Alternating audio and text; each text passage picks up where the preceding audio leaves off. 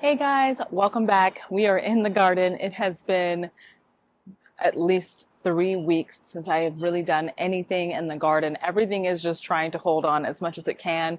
Most things are still doing really, really good. You can see quite a bit of growth in the back area. I will show you what everything looks like and what I have planned to get done for today. So, per usual, we are in kind of my side garden. I call it side garden, or sometimes I call it something else. I can't remember. I have sunflowers in these two containers right here in my mess, my menagerie of things when I was cleaning out a car. I need to put those things away, but everything is looking pretty good. They're still looking pretty lush and green. However, we are now in June, so we do have different types of beetles in here. Some of them are the like the June bugs, and others are like the, I don't know, the oriental type beetles. I can't remember what they're called, but they are kind of trying to destroy my roses. So I just come out here, flick them off, deadhead the roses, and they're still looking pretty good. I do need to start doing something with my climbing roses. I have yet to put a trellis or anything in this space, so I'm gonna have to do that.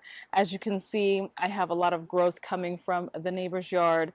I am battling trying to keep it at bay. It's not hardly anywhere else except for along the fence line. The neighbors have such left and or selling their house, and no one has cut their grass in several months. So whatever they have growing over there, it is trying to encroach on our side. So I will have to take care of that. I might be able to do that today, but it is raining, so I am doing this video in between the rain.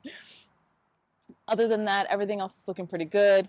The gladiolas are starting to peak up and bloom. Just less than a week ago, I did not have any blooms over here at all. So it's crazy how quickly things keep on growing, whether you're attending to it or not.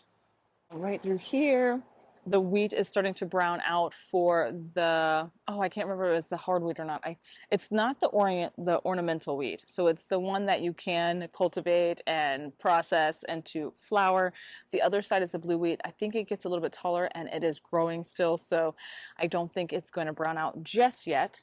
So everything has been kind of languishing and holding on the best it can while I was trying to tend to things that needed more of my attention that I could give the garden. So I took out all the garlic. I think I have a video or a picture I can put up. I'm ripping out all these beans. They're not doing so well. My one lettuce that is still in here has since bolted. I think the onions, some of them aren't ready yet, but most of them need to come out. They just were not getting enough sun and or rain, and that is on me. However, I do still have some of the cut flowers. I'm going to go ahead and pull the snaps. The Lisianthus are getting ready to bloom. They are very short. I have not done anything in this space with fertilizing or anything, so they are very short. And I also think the ground is just very, very like hard soil, because once it taps into the native soil, it's very clay. And then when it dries, and we've had not a drought per se, but we haven't had as much rain like we normally do.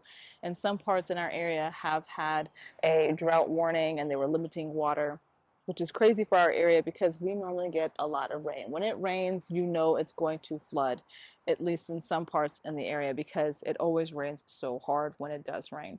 However, the Lisianthus are looking pretty good. Most of them are still thriving. I don't think there's any of them except for this one, which probably because it was being squished by the wood. That one right there had rosetted. So I believe rosetting is just a thing where it doesn't put anything on but foliage, and that happens during its period of germination and getting from this how long it takes. The temperatures have to be good for it to want to go into the blooming stage. Unfortunately, that one was not, is I think the only one that didn't make it. Now my tomato plants look absolutely awful, but they have so many tomatoes on them. I'm going to go ahead and pick basically all the ones that are in that stage where I can pick them and let them finish ripening in the kitchen, and then the rest are just going to be pitched. What my plan is to take a good section of the tomato, hack it, everything else is going to go in the trash, and then plant what I do top back into the soil to allow that to continue to grow. Tomatoes grow really fast, their roots will come in really quick. I think that will be the best option for us so that I can get some more tomatoes throughout the season. Tomatoes grow fast. I am going to also plant some more through seed, and then we'll just have a later season. My season is pretty long. We're probably not going to get our first frost if weather behaves like it normally does. The last few years has been kind of weird with the weather being very unseasonably warm during the winter and cold in the time when it's supposed to be warm. So if it behaves, then we'll be able to go ahead and get some more tomatoes going, since mine doesn't end until like late November. No, like the second week or so of November is when we usually get our first frost. So I have plenty of time to get more tomatoes done. I do have some peppers in here that need to be harvested as well. Those need to get done. There's some more peppers right there. There's just a lot of stuff going on that I need to tend to that I have not done at all. So over here, same thing. The Lisianthus are doing well. I thought one had rosetted, but it looks like it's actually starting to push growth to form a bud. So everything's looking pretty good. I could probably hack them back. Maybe I'll get another flush, but I'm just not even going to worry about it. We're going to go ahead and hack them back, and we'll do something in here like some sunflowers and or zinnias or something like that. Same thing over here. Just going to pull this out, maybe top it, get this. Oh, look. I haven't been paying attention. Look, it's a little baby strawberry. How cute.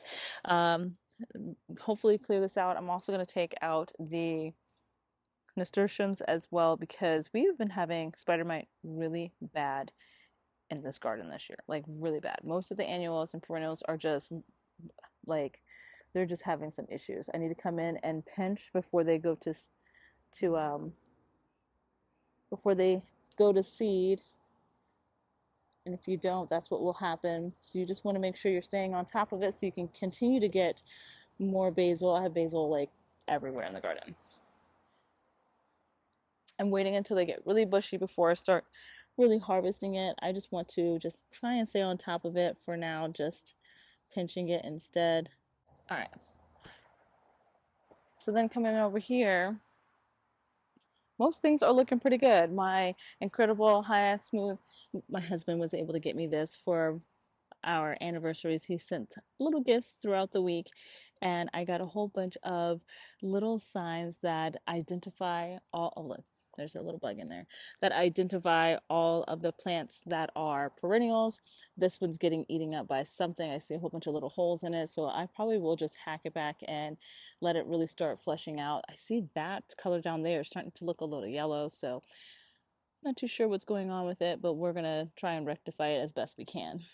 I have some of these flowers. Can't remember any of the names, but like I said, we're just having a huge issue with spider mites. I think I have rust on there. That looks like some sort of rust. I'm not sure. But other than that, I have realized too that some of these Rebecca are way taller than I expected. This whole thing needs to be like behind a lot of the stuff that I planted. The short ones are in the back, or it could just be the sun. Maybe the ones in the back are short because the sun isn't really hitting them, so they aren't getting as big. But I definitely will have to move a lot of these back several feet because it's beautiful, but they're a little too tall for the spot that I wanted in. But everything is looking good. We got the Incredibles doing their thing. Hopefully next year they'll be a lot bigger and a lot more blooms. Everything is looking so cheerful. But like I said, I have a rose right here, a rose back there, the hibiscus right there, and you can't really see everything because they are the star of the show. They want all of it. And we need to rectify that so everyone gets their time to shine. The water fountain right now is kind of in a lull. I'll put some clips up just to show you, but for some odd reason, we've been having crows and ravens bring stuff to the pond, to the water fountain, bird bath. Not only are they enjoying a nice little dip, but they are also enjoying using it to whatever they're foraging for, animals, whatever it is, they come over here and leave it and then come back later to eat it. So we're gonna have to rectify that, and I had to clean a lot of it out. It wasn't pretty. It was not good. It was kind of gross. But yeah, everything's looking great. I really like this one. The red is really, really pretty. So everything's filling in pretty nicely. I'm not too pleased with the verbena right now because they're just not really, this part does get good amount of sun. It gets about 5 hours of sun when the sun hits over the tree that's right here. But for some odd reason, it's just not happy. The Cool Jazz is doing way better than the Supertunia Vista Snowdrift, and it's crazy because it's getting a good amount of sun in this spot. So I'm not really sure why it's not doing so well. Maybe I need to put it in a little bit more sunny. I know the ones that I had here were not getting because these got so big, but the ones all in the front should be getting quite a bit of sun and should be filling out really nicely. But the verbena is really not doing a whole lot that makes me happy with it. So maybe in this application it's not going to be good. I may have to try another spot somewhere else to see if it does better in other spots in our garden. But back here it's not doing so well. If you see any blue, just ignore that. That's my fertilizer. I am being really lazy and I just dusted a little bit of the granules around it since it's raining. It'll get watered in, or I'll come back out and just water it in myself. But I just sprinkle it around the plants when it rains sometimes if I am too busy to do any of the actual work. But other than that, it's coming along really nice. I do have my flower pots over here. Not a whole lot to scream about or to get excited about. They are doing their thing. They are looking really pretty, but it's not really any show in a sense, but you don't have to have a lot of flowers to have some pop of color. I think the ones in the back are, the ones in the front are jazzberry, and the ones in the back are, I can't remember, maybe not Bermuda. I can't remember. I'll have to find it and put it on the screen somewhere. This one was doing really well.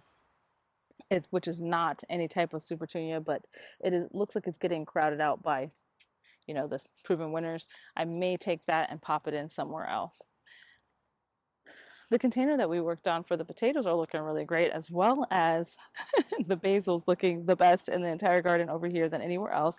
We know that the potatoes are forming because we have flowers. Other than that, it's looking pretty good. The carrots are doing their thing. I probably should go in there and thin it, but I'm not. I'm just not. Sometimes you just can't. You got to take your losses and wins when you can. If we get carrots, we do. If not, that is okay. It's just a really pretty container. The potatoes are probably a little too much. I probably should have just stuck with the carrots and the basil and the potatoes somewhere else. All right, so it's been a different day. I showed you what everything looks like. I am going to grab my supplies, get things cleared out as much as I can, fill up the new raised garden beds that have the cut flowers in it, pull some things out. We're just going to try and get this back into a more manageable, nicer state. Let's go.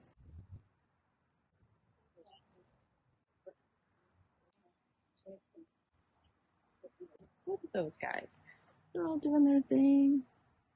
And I've got quite a few baby plants. There's like one right here. There's one right there. That is not something that I grew. There's one right here. So I should be able to grab quite a bit of strawberry plants, like new ones, off of this mother plant. And I have two mother plants. I have two main plants, one right here, one back there, and they're both shooting out runners, which they'll just keep going.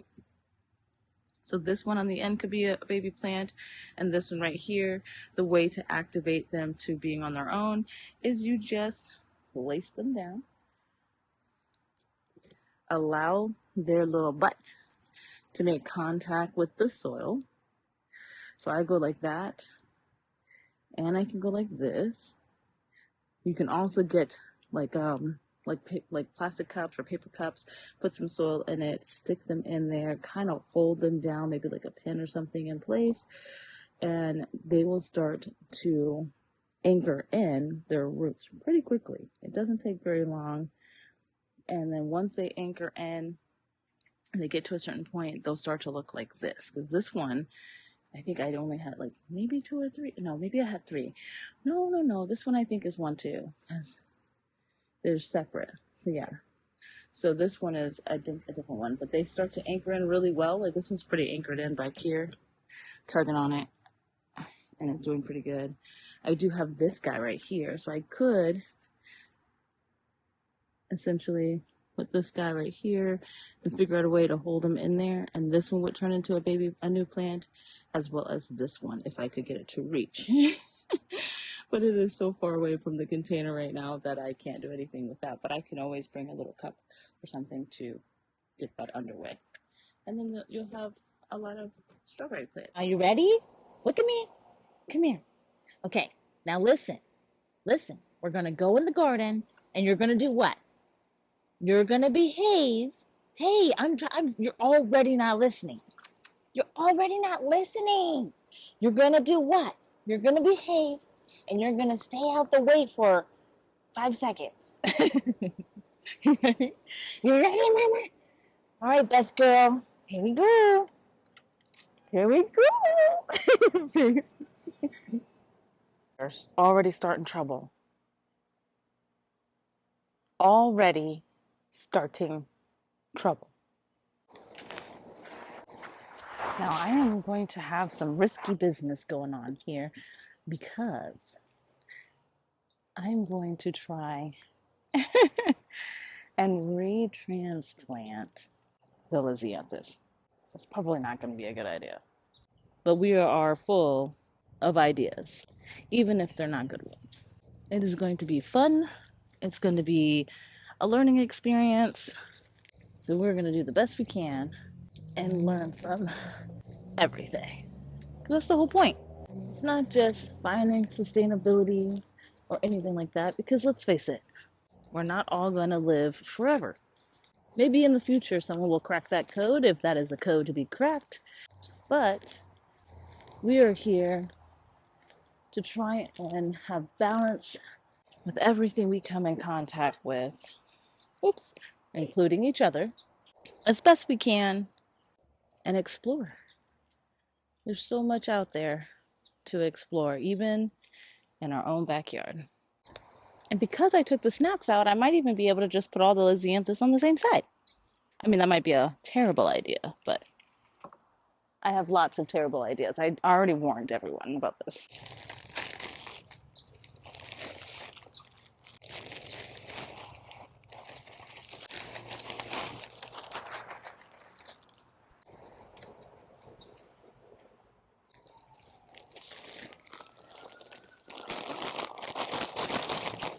All right, I had to move you guys a little bit more in the shade because my phone got overheated, of course.